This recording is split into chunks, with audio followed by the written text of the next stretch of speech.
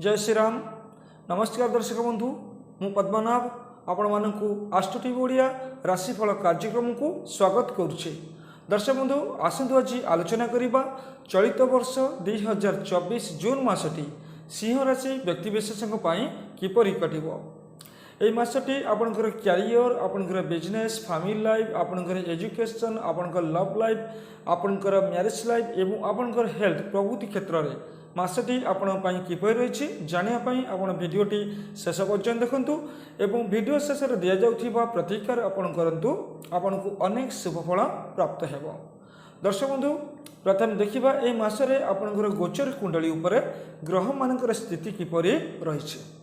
आपणकर द्वितीय स्थान में केतु गोचर करुँच सारा मासटी एवं आपणकर सप्तम स्थान में शनिदेव गोचर करुँच, आपणकर अष्टम स्थान में राहु गोचर करुँच, आपणकर नवम स्थान में मंगल गोचर करुँच, आपणकर भाग्याधिपति आपणकर दशम स्थान में बृहस्पति, रवि, बुध एवं शुक्र गोचर करुँच, आपणकर एकादश स्थान में जून मास 12 शुक्र गोचर करुँच एवं जून 14 रे बुध मध्य आपणकर एकादश स्थान में गोचर करुँच, जून 15 रे रवि मध्य आपणकर एकादश स्थान में गोचर करुँच।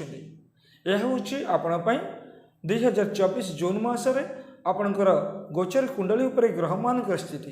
तेबे एई ग्रह मानक स्थिति को नेबी एबे विस्तृत भाव में आलोचना करिबा मासटी आपण किपरि कटिबो। सिंह राशि व्यक्ति माने साधारणतः बहुत साहसी, पराक्रमी, जिदखोर स्वभावर लोक होता एवं आपणकर नेतृत्व नबार क्षमता आपण निकट में रही था। यह हूँ आपण जीवनर किछि विशेषत्व। तबे आसतु आरंभ करिबा मासटी आपण किपरि रहिबो। दर्शक बंधु आपणकर प्रथम देखिबा ए मासरे आपणकर क्यारियर को नहीं मासटी आपण किपरि रही। आपण जीविका, आपणकर कर्म, आपणकर व्यवसाय को नहीं मासटी आपण किपरि रही। दर्शक बंधु आपणकर कर्माधिपति शुक्र निज स्थान में गोचर करुँच, मासर आरंभ आपणकर दशम स्थान में गोचर करुँच एवं शुक्र सहित रवि बुध मध्य गोचर करुँच, बृहस्पति भी गोचर करुँच, जहाँफल कि आपणकर क्यारियर क्षेत्र में, कर्म क्षेत्र में मासटी आपण बहुत भल अच्छी। आपणकर भाग्याधिपति मंगल निज स्थान में गोचर करुँच, भाग्य आपन को साथ दब। क्यारियर क्षेत्र में आपन विशेष भाव में उन्नति करेंगे। ए मासरे नूतन कर्म नियुक्ति आपण अच्छी, नूतन कर्म प्राप्तिर जोग आपण रही। जेकोसी कार्य आप नूतन भाव में ए मासरे आरंभ करें आपन सफलता मिल एवं आप वाणिज्य व्यवसाय आज भी किसी नुआ प्रोजेक्ट करने जहाँ चिंता करें आप सफल हेबे। कर्म क्षेत्र में आप लाभवान हेबे। कर्म क्षेत्र में आपण आर्थिक स्थिति मजबूत हम, अर्थ प्राप्तिर जोग आपण रही। एवं जदि आप चाकरी करिसेंती, सरकारी चाकरी करुवा व्यक्ति विशेष मासटी अत्यंत शुभ अच्छी। कर्म क्षेत्र में आपणकर पदोन्नतिर जोग रही, दरमा वृद्धि हबार जोग रही, समस्तंकर सहयोग प्राप्ति आपण को हम। कर्म क्षेत्र में आपड़ किसी विशेष व्यक्तिंकर सहायता लाभ करेंगे, किसी विशेष व्यक्तिंकर बंधुत्व लाभ करेंगे, जो मानक साथी रे, जो मानक साहाय्य फल आपणकर क्यारियर रे बहुत किसी उन्नति हम। तेणु कर्म क्षेत्र में मासटी आपणकर आय रोजगार बहुत किसी बढ़िबार जोग आपण रही। आपण चेष्टा करूँ ये मासरे किछि ना किछि आपण को नूतन कर्म निश्चित मिल जाव, नूतन आय पंथा आपण को मिल जाव, नूतन रोजगार आय पंथा ये सब आपण को प्राप्त हो। एवं दर्शक बंधु देखा ये मासरे आपण वाणिज्य व्यवसाय को लेकिन मासटी आपण किपरि कटिबो। जदि आपण वाणिज्य व्यवसाय करुछंती, पूर्वर आपण अनेक समस्या देखिए गति करुले, तबे एई मासरे वाणिज्य व्यवसाय सुधार आसीबो, आपण को लाभ मिलिबो निश्चित भाव में। बृहस्पति आपणकर द्वितीय स्थान को देखुं, द्वितीय स्थान होउछि आपणकर धन स्थान। तेणु धन स्थान जेतु बृहस्पति देखुं आपण को अर्थ प्राप्ति हम। एवं रवि, बुध, शुक्र आपण दशम एवं एकादश स्थान में ए मासरे जितेबाला गोचर करुँच, आपणकर लाभ, रोजगार, आय ए सबू आपणकर कर्म क्षेत्र, आपणकर बिजनेस क्षेत्र बढ़िबार जोग आपण रही। नुआ किसी प्लान करेंगे आपणकर को ए मासरे निश्चित आपण सफल हेबे।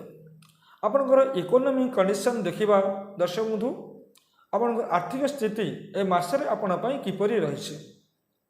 ଆପଣଙ୍କର ଦ୍ୱିତୀୟ ଭାବର ସ୍ୱାମୀ ବୁଧ ଆପଣଙ୍କର ଦଶମ ଏବଂ ଏକାଦଶ ସ୍ଥାନରେ ଏହି ମାସରେ ଗୋଚର କରୁଛନ୍ତି। ତେଣୁ ଦର୍ଶକ ବନ୍ଧୁ ଅର୍ଥ ପ୍ରାପ୍ତିର ଯୋଗ ଆପଣଙ୍କ ପାଇଁ ରହିଛି। ରବି ବୁଧ ଶୁକ୍ର ଆପଣଙ୍କର ମାସର ଆରମ୍ଭରୁ ବୃହସ୍ପତିଙ୍କ ସହିତ ଦଶମ ସ୍ଥାନରେ ଗୋଚର କରୁଛନ୍ତି ଏବଂ ମାସର ମଧ୍ୟଭାଗରୁ ରବି ବୁଧ ଶୁକ୍ର ଆପଣ ଏକାଦଶ ସ୍ଥାନରେ ଗୋଚର କରୁଛନ୍ତି। ବୁଧ ହେଉଛନ୍ତି ଆପଣ ଦ୍ୱିତୀୟ ଭାବର ସ୍ୱାମୀ, ଆପଣଙ୍କର ଧନ ଭାବର ସ୍ୱାମୀ। ଯେହେତୁ ଶୁଭ ସ୍ଥାନରେ ଗୋଚର କରୁଛନ୍ତି ଆପଣ ପାଇଁ ଅର୍ଥ ପ୍ରାପ୍ତିର ଯୋଗ ରହିଛି। ଫାଇନାନ୍ସିଆଲ କ୍ଷେତ୍ରରେ ଏହି ମାସରେ ଆପଣଙ୍କର ଡେଭଲପ ନିଶ୍ଚିତ ଭାବରେ ହେବ। ବିଭିନ୍ନ ସୂତ୍ରରୁ ଆପଣ ଅର୍ଥ ରୋଜଗାର କରିବେ। ଆପଣଙ୍କର କର୍ମକ୍ଷେତ୍ରରୁ ବ୍ୟବସାୟ କ୍ଷେତ୍ରରୁ ଆପଣ ରୋଜଗାର କରିବେ। ବାକି ରହିଥିବା ଯେକୌଣସି ବ୍ୟକ୍ତିବିଶେଷଙ୍କ ପାଖରେ ଆପଣଙ୍କର ଟଙ୍କା କିଛି ବାକି ରହିଛି ସେ ଅର୍ଥ ଆପଣଙ୍କୁ ପ୍ରାପ୍ତ ହେବ। ଯଦି କୌଣସି ଲୋନ୍ କରିଛନ୍ତି ସେ ଲୋନ୍ ଆପଣଙ୍କୁ ପ୍ରାପ୍ତ ହେବ। ଗଭର୍ଣ୍ଣମେଣ୍ଟ ସେକ୍ଟର ଉପରେ ଅଟକି ରହିଥିବା ଟଙ୍କା ମଧ୍ୟ ଆପଣଙ୍କୁ ପ୍ରାପ୍ତ ହେବ। ତେଣୁ ଆର୍ଥିକ ସ୍ଥିତି ଏ ମାସରେ ଆପଣ ପାଇଁ ମଜବୁତ ଅଛି। ଫାଇନାନ୍ସିଆଲ କ୍ଷେତ୍ରରେ ବହୁତ ଷ୍ଟ୍ରଙ୍ଗ ଆପଣ ହେଇଯିବେ। ବିଭିନ୍ନ ସୂତ୍ରରୁ ଆପଣଙ୍କୁ ଅର୍ଥ ଆଗମନ ଯୋଗ ନିଶ୍ଚିତ ଭାବରେ ଆପଣଙ୍କ ପାଇଁ ରହିଛି। ଦର୍ଶକ ବନ୍ଧୁ ଏବେ ଦେଖିବା ଆପଣଙ୍କର ଏହି ମାସରେ ଆପଣଙ୍କର ପାରିବାରିକ ଜୀବନ ଆପଣ ପାଇଁ କିପରି ରହିଛି। ଦର୍ଶକ ବନ୍ଧୁ ପାରିବାରିକ ଜୀବନ ଆପଣ ପାଇଁ ଏହି ମାସରେ ବହୁତ ଭଲ ଅଛି। ଆପଣଙ୍କର ଚତୁର୍ଥ ଭାବର ସ୍ୱାମୀ ମଙ୍ଗଳ ଆପଣଙ୍କର ଭାଗ୍ୟ ସ୍ଥାନରେ ଗୋଚର କରୁଛନ୍ତି। ନିଶ୍ଚିତ ପାରିବାରିକ ଜୀବନ ଆପଣଙ୍କ ପାଇଁ ବହୁତ ଭଲ ରହିବ। ପରିବାରରେ କୌଣସି ଶୁଭ କାର୍ଯ୍ୟ ମାଙ୍ଗଳିକ କାର୍ଯ୍ୟ ହେବାର ସମ୍ଭାବନା ଅଛି। କିଛି ଧାର୍ମିକ କାର୍ଯ୍ୟ ହେବାର ମଧ୍ୟ ସମ୍ଭାବନା ଆପଣଙ୍କ ପାଇଁ ରହିଛି।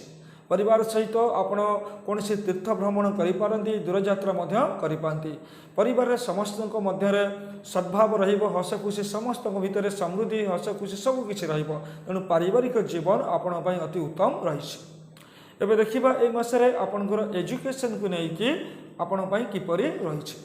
ଦର୍ଶକ ବନ୍ଧୁ ଆପଣଙ୍କର କେନ୍ଦ୍ର ସ୍ଥାନରେ ଦଶମ ସ୍ଥାନରେ ବୁଧାଦିତ୍ୟ ଯୋଗ ନିର୍ମାଣ ହେଉଛି ଏବଂ ଆପଣଙ୍କର ଏକାଦଶ ସ୍ଥାନରେ ମଧ୍ୟ ବୁଧାଦିତ୍ୟ ଯୋଗ ନିର୍ମାଣ ହେଉଛି। ତେଣୁ ଏଜୁକେସନକୁ ନେଇକି ମାସଟି ଆପଣଙ୍କ ପାଇଁ ବହୁତ ଭଲ ରହିବ। ଆପଣଙ୍କର ନବମ ଭାବର ସ୍ୱାମୀ ମଙ୍ଗଳ ଆପଣଙ୍କର ନବମ ଭାବରେ ରହିଛନ୍ତି। ତେଣୁ ଆପଣଙ୍କର ଉଚ୍ଚଶିକ୍ଷା ଜନିତ ବିଭିନ୍ନ ଯାହା ସମସ୍ୟା ରହିଥିଲା ତାହା ଦୂର ହୋଇଯିବ। ଉଚ୍ଚଶିକ୍ଷାରେ ଆପଣ ସଫଳତା ପାଇବେ।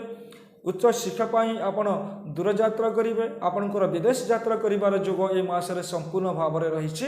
ତେଣୁ ଆପଣଙ୍କ ଶିକ୍ଷା କ୍ଷେତ୍ରରେ ଆହୁରି ଅଧିକ ଭଲ କରିବା ପାଇଁ ଆପଣ ମଧ୍ୟ ଅଧିକ ପରିଶ୍ରମ କରିବା ଆବଶ୍ୟକତା ଆପଣଙ୍କ ପାଇଁ ରହିଛି। ଦର୍ଶକ ବନ୍ଧୁ ଏବେ ଦେଖିବା ଏହି ମାସରେ ଆପଣଙ୍କର ଲଭ୍ ରିଲେସନସିପକୁ ନେଇକି ମାସଟି ଆପଣଙ୍କ ପାଇଁ କିପରି ରହିଛି।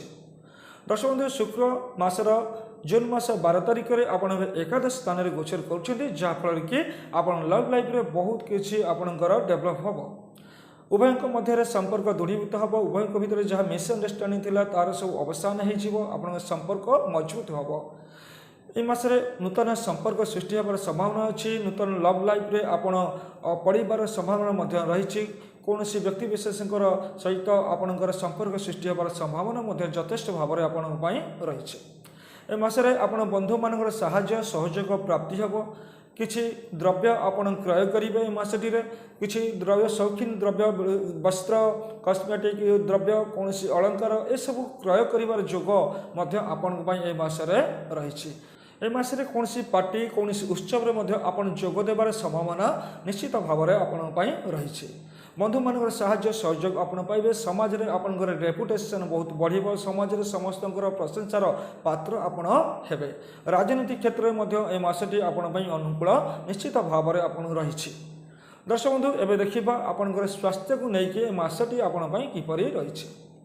ଦର୍ଶକ ବନ୍ଧୁ ଆପଣଙ୍କର ସପ୍ତମ ସ୍ଥାନରେ ଶନିଦେବ ଗୋଚର କରୁଛନ୍ତି, ଅଷ୍ଟମ ସ୍ଥାନରେ ରାହୁ ଗୋଚର କରୁଛନ୍ତି। ତେଣୁ ମଝିରେ ମଝିରେ ସାମାନ୍ୟ ସ୍ୱାସ୍ଥ୍ୟଜନିତ ସମସ୍ୟା କିଛି ରହିବ, ସେଥିପାଇଁ ଆପଣ ସାବଧାନ ରହିବେ। ମହିଳାମାନଙ୍କର କିଛି ସ୍ୱାସ୍ଥ୍ୟଜନିତ ସମସ୍ୟା ପୂର୍ବରୁ ରହିଛି, ଯାହାବି ଏହି ମାସରେ ଆପଣଙ୍କୁ ସେଥିରୁ କିଛି ମାତ୍ରାରେ ରିଲାକ୍ସ ମିଳିବାର ସମ୍ଭାବନା ଯଥେଷ୍ଟ ଭାବରେ ରହିଛି।